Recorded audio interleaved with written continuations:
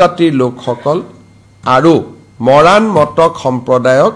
আমি জনজাতি নীতিৰ আওতাৰ আমি বাহিৰত ৰাখিম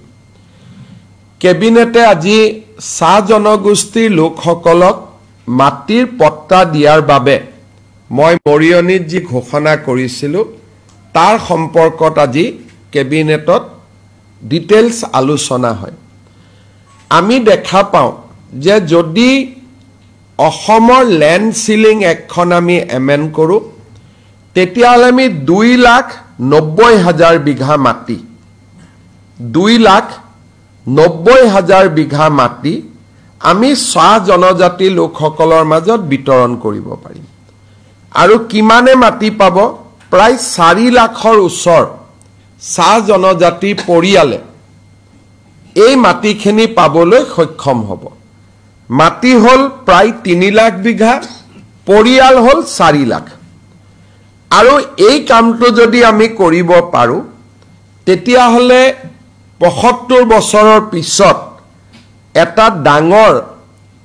ল্যান্ড নীতিৰ ওপৰত এটা ডাঙৰ পৰিৱৰ্তন আনি আমি এটা সামাজিক লক্ষ্যত উপনীত হ'ব পাৰিম কেবিনেটে আজি আমাৰ প্ৰস্তাৱক ইন প্ৰিন্সিপল অনুমোদন দিয়ে 25 তাৰিখে জিলা উপায়ুক্ত আৰু বিধায়কসকলৰ লগত আমি মিটিং কৰিম যে এটা পৰিয়ালক আমি কিমানলৈকে মাটি দিম তাৰ সীমাবদ্ধতা কি থাকিব আৰু সমান্তৰালভাৱে অহা 2-3 তাৰিখে আমি চাহ জনগোষ্ঠীৰ সংগঠনসমূহক নিমন্ত্ৰণ কৰিম যাতে তেওঁলোকৰ লগত আলাপ আলোচনা কৰি আমি এই আইনখন 25 নৱেম্বৰত বিধানসভালৈ লৈ যাব পাৰো তাৰমানে আপোনালোকে ইয়াৰ সোশিয়েল ভ্যালুটো উপলব্ধি কৰিব পাৰিব গুটে অসমত চাহ বাগিচাৰ লাইনত মাটি আছে প্ৰায় 2,90,000 বিঘা পৰিয়াল আছে প্ৰায় 4 লাখ যদি এই কামটো কৰিব পৰা যায় যত নেকি আজি কেবিনেটে অনুমোদন দিছে যদি আমি কৰিব পাৰো এটা ডাঙৰ সামাজিক লক্ষ্যত আমি উপনীত হ'ব পাৰিম আজি আমাৰ কেবিনেটত আৰু এটা গুৰুত্বপূৰ্ণ সিদ্ধান্ত গ্ৰহণ কৰা হয় 1983 চনত নেলিত এটা নৰসংহাৰ এটা সংগঠিত হৈছিল আৰু তেতিয়া তিৱাৰী কমিশন বুলি ৰাজ্য চৰকাৰে এটা কমিশন গঠন কৰি দিছিলে কিন্তু আজিলৈকে কমিশনৰ ৰিপৰ্ট বিধানসভাত দিয়া হোৱা নাছিল অহা 25 নৱেম্বৰৰ বিধানসভাত তিৱাৰী কমিশনৰ ৰিপৰ্ট 1983 চনৰ নেলি নৰসংহাৰৰ প্ৰেক্ষাপটত গঠন কৰা তিৱাৰী কমিশনৰ ৰিপৰ্ট আমি আনুষ্ঠানিকভাৱে অসম বিধানসভাৰ মজিয়াত ৰাখিবলৈ আমি আজি সিদ্ধান্ত গ্ৰহণ কৰিছো এনে ধৰণে আজি আমাৰ কেবিনেটত এই গুৰুত্বপূৰ্ণ সিদ্ধান্ত কেইটি হয় আৰু তাৰ উপৰিও কেবিনেটত আজি জুবিন গাৰ্গৰ সমাধিক লৈও বা জুবিন ক্ষেত্ৰক লৈও এটা অনানুষ্ঠানিক আলোচনা হৈছিল আমি ডিসি কামৰূপ মহানগৰ আৰু সোণাপুৰৰ স্থানীয় ৰাইজৰ মাজত আলোচনা কৰি এই গুটেই সমাধি ক্ষেত্ৰখনক এটা ব্যৱস্থিত ৰূপলৈ আনিবলৈ আজি আমি ডিসি কামৰূপ মহানগৰক পৰামৰ্শ দিছো কোনো কাৰণতে এই জুবিন ক্ষেত্ৰত মদ খোৱা মানুহ বা মদ সেৱন কৰাৰ কোনো ব্যৱস্থা যাতে হ'ব নোৱাৰে তাৰ বাবে আমি কঠোৰ পদক্ষেপ লবলৈ আজি আমি কামৰূপ জিলা মহানগৰৰ উপায়ুক্তক আমি পৰামৰ্শ দিছো কিন্তু তাৰ নীতি নিয়ম কি হ'ব এই ক্ষেত্ৰত সোণাপুৰৰ স্থানীয় ৰাইজ কামৰূপ জিলাৰ উপায়ুক্ত বা আয়ুক্ত তেখেতসকলে আলোচনা কৰি ইয়াৰ ডিটেইল সিদ্ধান্ত ল'ব আমি মাত্ৰ অন প্ৰিন্সিপল কৈছো যে জুবিন গাৰ্গক যাতে যিকোনো কাৰণতে মদৰ লগত তেখেতৰ যাতে ইমেজ 100 বছৰ পিছত নতুন প্ৰজন্মৰ মাজত এজন গায়ক হিচাপে আমি ৰাখিব পাৰো সংগীতজ্ঞ হিচাপে ৰাখিব পাৰো সাংস্কৃতিক সম্পদ হিচাপে ৰাখিব পাৰো জাতিৰ সম্পদ হিচাপে ৰাখিব পাৰো 100 বছৰ পিছত যাতে কোনো এজন ডেকা লৰাই নতুন প্ৰজন্মই ক'ব নোৱাৰে যে মদৰ লগত জুবিন গাৰ্গৰ সম্পৰ্ক কি আছিল কাৰণ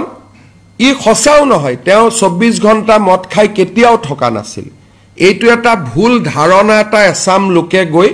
সোণাপুৰত সৃষ্টি কৰিব খুজিছে তাৰ বিৰুদ্ধে চৰকাৰে কঠোৰ পদক্ষেপ লবলৈ সিদ্ধান্ত গ্ৰহণ কৰিছে কাৰণ আমি জুবিনক শিল্পী হিচাপে জীয়াই ৰাখিব খুজো সাংস্কৃতিক সম্পদ হিচাপে জীয়াই ৰাখিব খুজো জ্যোতি বিষ্ণু ভূপেন হাজৰিকাক অসমৰ ৰাইজে যেনেকে জীয়াই ৰাখিছে তেনেকে আমি জুবিন গাৰ্গক জীয়াই ৰাখিব খুজো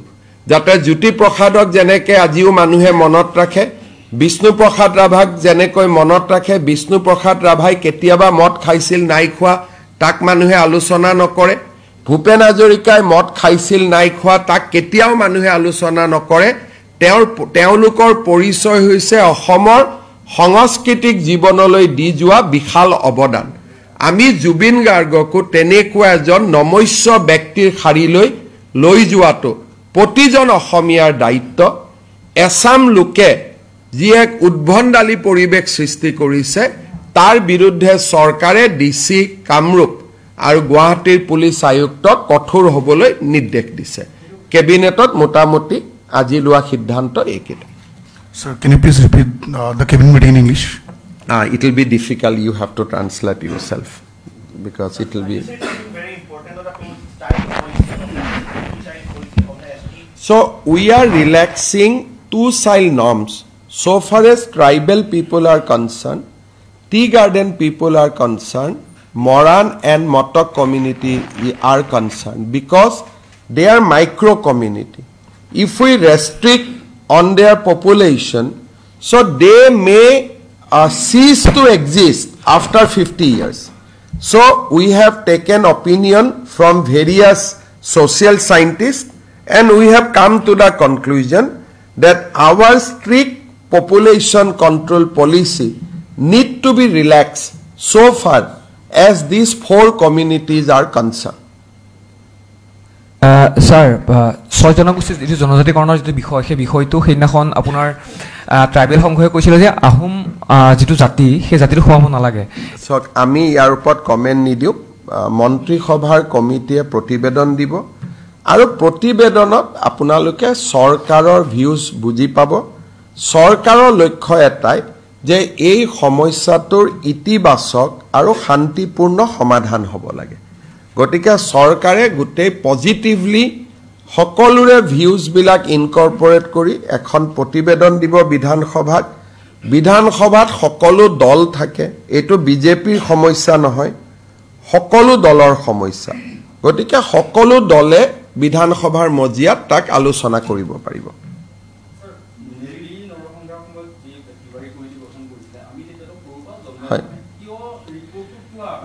তাত দুটা কথা আছে এই ৰিপৰ্টটোৰ যিকেটা কপি অসম চৰকাৰৰ লগত উপলব্ধ আছিল তাত তিৱাৰী সহিটো নাছিল সেই কাৰণে ৰিপৰ্টটো হসানে মিছা তাক সকলো চৰকাৰে ব্যাক ষ্টেজত আছিল যে আমি ৰিপৰ্টটো দি দিম কি জানি মানুহে কয় নহয় আমি এই ৰিপৰ্টটো লিখা সেই সময় যিসকল ক্লাৰ্ক আছিল তাৰ সচিব আছিল আমি অফিচাৰ পঠিয়াই বিভিন্ন জনৰ লগত ইন্টাৰভিউ ললো পিছত আমি ফৰেনসিক টেষ্ট কৰিলো কৰি আমি গম পালো যে ৰিপৰ্টটো আসলতে হসা ৰিপৰ্ট সেই কাৰণে চৰকাৰসমূহে এই ক্ষেত্ৰত এটা সাহসী পদক্ষেপ লবলৈ ভয় কৰি আছিল আমি দেখিছো যে নহয় কোনোবা এখন নহয় কোনোবা চৰকাৰে এখন সদনত ৰখাটো উচিত গতিকে তাত যি নহওক কিয় আমি এটা সিদ্ধান্ত লৈছো যে নেলিৰ প্ৰতিবেদনখন আমি বিধানসভাৰ মজিয়াত আমি উপস্থাপন কৰিম যেহেতু ই অসমৰ ইতিহাসৰ এটা অংগ আৰু বহুত পিছত সাইন্টিষ্ট সকলে ইয়াক বেলেগ বেলেগ ধৰণে হিষ্টৰিয়ান সোশিয়াল সাইন্টিষ্ট তেওঁলোকে বেলেগ বেলেগ ধৰণে ইয়াক উপস্থাপন কৰিছে এটলিষ্ট ৰিপৰ্টটো সন্মুখত থাকিলে মানুহে প্ৰকৃত তথ্যটো পাব পাৰিব সেই সময়ত কি হৈছিল আৰু 83 চনৰ ৰিপৰ্ট এটা 85 চনত চৰকাৰক দিছিলে সেই সময়ৰ পৰিবেশটো সম্পৰ্কে আমি উঠি অহা প্ৰজন্মকো আমি জনাব পাৰিম হয় স্যাৰ 10 নৱেম্বৰ যেহেতু আপোনাৰ গুৱাহাটীত লগতে সমগ্ৰ অসমত এক গণসমাবেশ হ'ব বুলি কৈছে ট্ৰাইবেল সংঘৰ ফালৰ পৰা যে আপোনাৰ আপুনি এই ইস্যুটোত কিয় লাগি আছে যেতিয়া মই নিজেই কৈছো যে ইতিবাচক আৰু পজিটিভলি সকলোৰে আকাংক্ষাক সন্মান জনাই আমি বিধানসভাত এটা ৰিপৰ্ট দিম এতিয়া যদি বিধানসভাৰ ৰিপৰ্টটো দিয়াৰ পৰিৱৰ্তে মই যদি আপোনাক এই ৰিপৰ্টটো কওঁ কালি মোৰ ওপৰত যদি কোনোবাই প্ৰিভিলেজ মোচন আনে মই কি উত্তৰ দিম হয় গতিকে আমাৰ এটা লাইনৰ উত্তৰ যে 25 নৱেম্বৰত ৰণোজ পেগু তাৰ অধ্যক্ষ সকলো জাতি জনগোষ্ঠীৰ আশা আকাংক্ষাক সন্মান জনায় হয় 6 জনগোষ্ঠী হওক জনজাতীয় লোকসকল আমি এখন প্ৰতিবেদন দাখিল কৰিম আৰু প্ৰতিবেদনখন পঢ়িলে আপোনালোকে বহুত কথা বুজি পাব আৰু গোটেই ব্যৱস্থাটো আপোনালোকে বুজি পাব আৰু 6 জনগোষ্ঠী বা জনজাতীয় লোকসকলেও কথাখিনি বুজি পাব CM sir, yesterday you said that you will bring a bill on love jihad to end love jihad. Today we have not discussed, but yes, we are in process of bringing the bill. But today in cabinet we have not discussed both the bill because 25th November it will come. There will be 4 or 5 cabinet in between,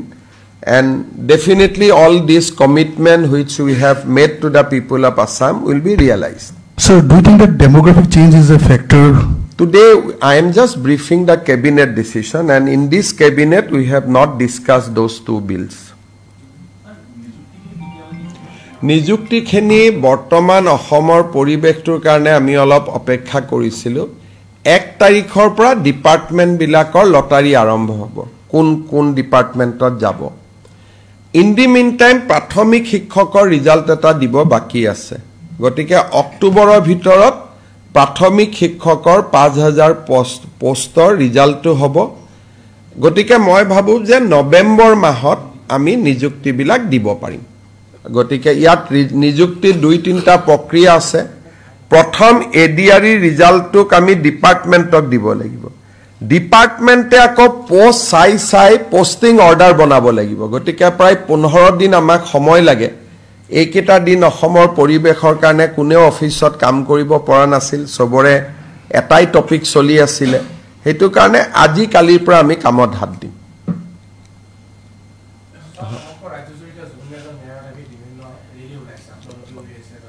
ন্যায়টো দিবই লাগিব ভাল কথা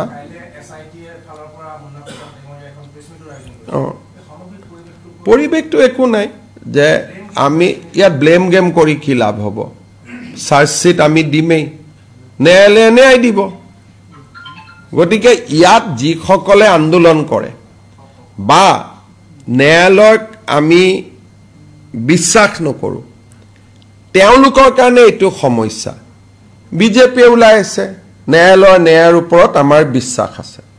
গতিকে যিসকলে ন্যায়ালয়ক বিশ্বাস নকৰে তেওঁলোকে এই ধৰণৰ ব্যৱহাৰ কৰি থাকিব কিন্তু অসম চৰকাৰ বা মোৰ বিশ্বাস আছে যে এসআইটিয়ে ভাল কাম কৰিব আৰু ৰাইজে যি বিচাৰে এসআইটিয়ে সব কৰিছে সিঙ্গাপুৰ যাব লাগে ঘটনাস্থলীত যাব লাগে দ্বিতীয়বাৰ পোষ্টমৰ্টেম কৰিব লাগে যিমান পৰামৰ্শ দিছিল আমিতো সব কৰিছো এটা পৰামৰ্শ দিয়া মানুহবিলাকে আকৌ আন্দোলন কৰিব খোজে কিন্তু তেওঁলোকৰ যদি কিবা কথা আছে জাস্টিস সৌমিত্ৰ শইকীয়া আয়োগকহে জনাব লাগে আমাৰ প্ৰসেছন কি বিজেপিৰ প্ৰসেছন সিম্পল ন্যায়ৰ ওপৰত আমাৰ বিশ্বাস আছে এসআইটিয়ে পানী নহৰকা অভিযোগনামা দিয়ক আমাৰটো সিম্পল দুটা কথা আৰু ন্যায়টো তেনেকৈ পায়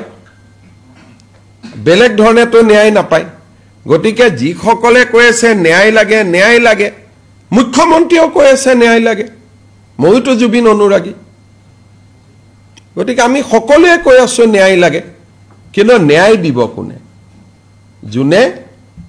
আদালতত ন্যায়াধীশৰ আসনখনত বহি আছে আৰু তাত অভিযোগনামা কোনে দিব এসআইটিয়ে দিব এসআইটিয়ে ইতিমধ্যে প্ৰতিশ্ৰুতি দিছে যে নিৰ্ধাৰিত সময়ৰ ওপৰত আমি অভিযোগনামা দিম এতিয়া দুই এজনে চিন্তা কৰি আছে যে যদি অভিযোগনামা দি দিয়ে এইটোতো ডাঙৰ ঘটনা হ'ব, ন্যায় পাই যাব।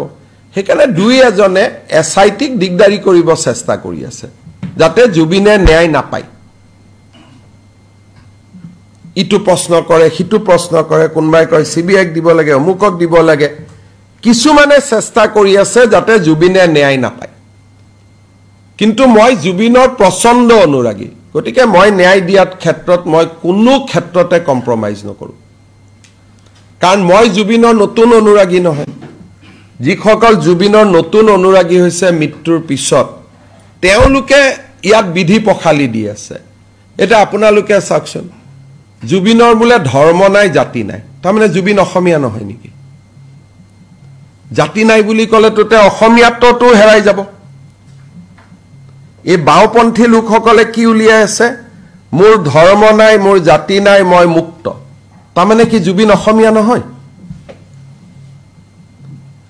হিন্দুটোতো লৈয়ে গ'ল, লগত এতিয়া অসমীয়াটোও লৈ যাব নেকি আপোনালোকে? ধৰ্মটো মানি ললো, ধৰ্ম নাই, এটা জাতি নাই বুলিও কম নেকি? জুবিন অসমীয়া হয়নে নহয়? হয়নে নহয়? আপোনালোকে মানে নে নাই? এটা জাতি নাই বুলি ক'লেতো তেওঁৰ অসমীয়াও নোহোৱা হৈ যাব। কোনোবা অসমীয়া ৰেডি আছে এইটো মানি ল'বৰ কাৰণে? কাঞ্চনজংঘা চিনেমাৰ ডাইলগ লৈ এটা জুবিনক অসমীয়াও নোহোৱা কৰি দিব। হিন্দু নোহোৱা কৰিলে কৰিলে, এতিয়া অসমীয়াও নোহোৱা কৰি দিব। দুদিন পিছত মানুহে ক'ব এওঁতো ধৰ্মও নাই, জাতিও নাই। আজি কৈ আছে ধৰ্ম নাই, কালি নেক্সট লাইনটোতো মানুহ যাব জাতি নাই বুলি। গতিকে জুবিন এজন হিন্দু, ধৰ্ম আছিলে, জুবিন এজন অসমীয়া, তেওঁ জাতি আছিলে। দুইটা নাই বুলি কেনেকে ক'ব আপোনালোকে মোক কওকচোন?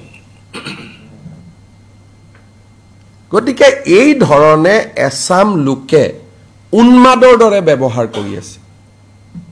বাওঁপন্থী লোকসকলে উন্মাদৰ দৰে ব্যৱহাৰ কৰি আছে। গোটেই গাত শিৱৰ এটা মস্ত টেটু, মোৰে নাই। মোতকৈতো জুবিন বেছি ডাঙৰ শিৱ ভক্ত, মোৰতো গাত একোৱে নাই। জুবিনে ইমান ডাঙৰ শিৱৰ ফটো ৰাখি থৈ দিছে, কয় ধৰ্ম নাই। জুবিনে অসমীয়া অসমীয়া বুলি চিঞৰি থাকিলে কয় জাতি নাই। কেনেকে হ'ব মোক কওকচোন? সেইকাৰণে 30 দিন মই মতা নাছিলো, এতিয়া প্ৰত্যেকটো কথাৰ আমি জবাব দিম। আৰু মানুহেও গম পালে, ফিল্ডত বিজেপিৰ মানুহ নলবাৰী মঙলদে প্ৰমাণ কৰি দিলে যে জুবিনৰ অনুৰাগী বুলি ক'লে হাজাৰ হাজাৰ অকল বিজেপিয়ে আছে, ওলাব পাৰে বিজেপিয়ে, বাকী নাই বুলি মই কোৱা নাই। কিন্তু আমি যে বিজেপি ক'তো ৰখাই দিব আমাক নোৱাৰে, এইটোতো আমি ৰাজপথত প্ৰমাণ কৰি দিলো যে বাওঁপন্থীৰ ওচৰত আমি নতি স্বীকাৰ নকৰোঁ। আৰু এইবিলাক ভাল মানুহে কৰি থকা নাই, চব বাওঁপন্থী বিলাকে। স্যাৰ কোন কোন আপুনি যিখিনি বাওঁপন্থী মইতো স্পষ্টই মই কৈ থাকো। এজনে এতিয়া আপোনালোকক স্পষ্ট ক'লে এতিয়া দুখ পাব, দেৱালীত বম ফুটোতে কষ্ট পালে, কালি প্ৰেছ ক্লাবত চবেই ধৰি বম ফুটাই দিলে। এতিয়া আপোনালোকক ডাইৰেক্ট ক'লে আপোনালোকে বেয়া পাই যে দাদা CM মাতি আনি আমাকে বেয়াকৈ কয়, হয় নহয়? দেৱালীত বম ফুটাওতে এজন এডিটৰে টিভি ষ্টুডিঅ'ত বহি ইমান তালাফাল কৰিলে, তাৰ খঙতে পিছদিনা চবে বুজাই দিলে